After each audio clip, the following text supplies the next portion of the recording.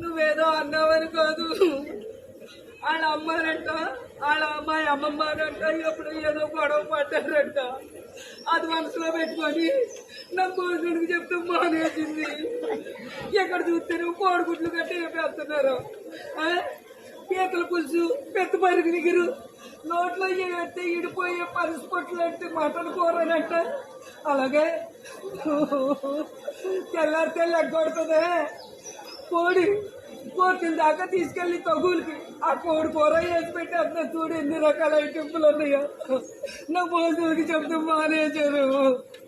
ఏదో రకంగా మనసు కట్టుకోలేక అడిగి నీ భోజనానికి వెళ్తాను, ఎందుకు మానేస్తాను, అందులో కింటేట్లు కూడా జరుగుతుంది. అంతమంది ఎలా తినేస్తున్నారో చూడు. నాకు భోజనానికి ఎందుకు చెప్పలేదు, నేను తగు పెట్టుకుంటాను.